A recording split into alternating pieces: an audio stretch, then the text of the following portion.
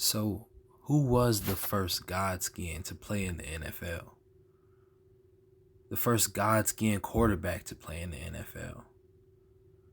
And who was the first God-skinned man to be a head coach in the NFL?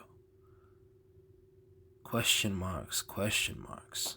But the answer to each of these questions is the Human Torpedo, Frederick Douglass Fritz Pollard.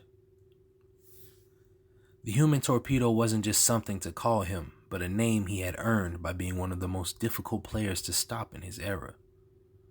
This name and the way he earned it all carried over to his career as a coach as well. On January 27th, 1894, a future sports pioneer was born in Chicago, Illinois. He was the product of a big family, the seventh son of John William Pollard and Catherine Amanda Hughes' 8 children. This big black family actually lived in a predominantly white neighborhood, Rogers Park, in the northern Chicago area.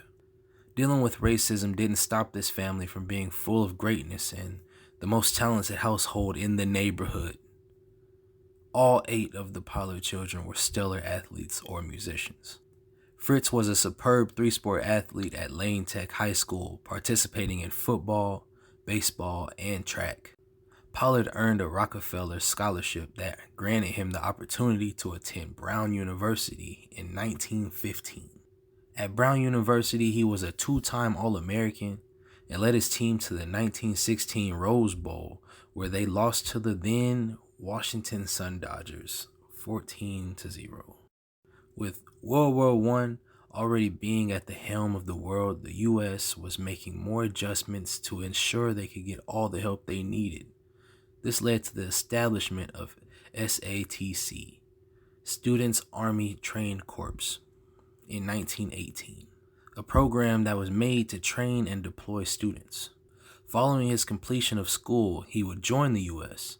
Army through this program to aid the tail end of World War I. Life took an interesting turn for him here.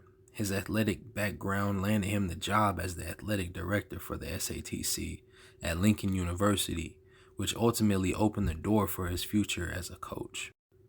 I believe it was here that he learned exactly how good he was as a coach.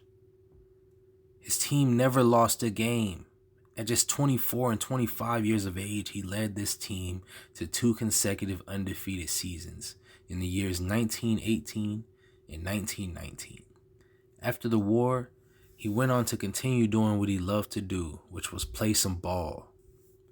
In 1919, he joined the American Professional Football Association and signed with the Akron Pros, making him the first God-skinned man to ever play in the NFL during their formative years. Continuing his winning ways, leading them to their first a.p.a. championship in 1920. A controversial space of his glory. Yes, indeed.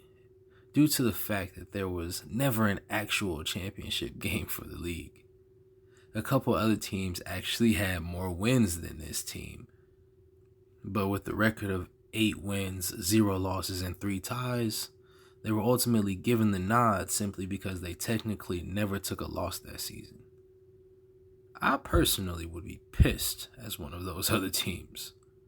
But here's the thing that makes us not care about that. Not only was Fritz a player on this team, he coached that team as well as an assistant. So this wasn't just an undefeated season as a player, it was an undefeated season as a coach and a player. After the dominant season with Akron as a player and assistant coach in 1921, he would go on to make history once again as they would name him the co-head coach of the team, making him the first God-skinned man to be a head coach in the NFL in its formative years. He also coached other teams, such as the New York Brown Bombers from 1935 to 1937, the Hammond Pros in 1925, and the Chicago Blackhawks in 1928. But he had his most success with the Bombers. That was pre-modern NFL, which had an undefeated record of 29-0. he never lost a game with the New York Brown Bombers. Although his career as a head coach in the NFL wasn't fantastic, he still had a winning record of 9 wins, 7 losses, and 1 tie. In 1954, he would become the first Godskin inducted in the College Football Hall of Fame. This man's nickname should have been First. And I'm so serious. Although he passed away May 11th, 1986, he would later receive his flowers as the NFL would go on to induct him in the Pro Football Hall of Fame in 2005. What a story.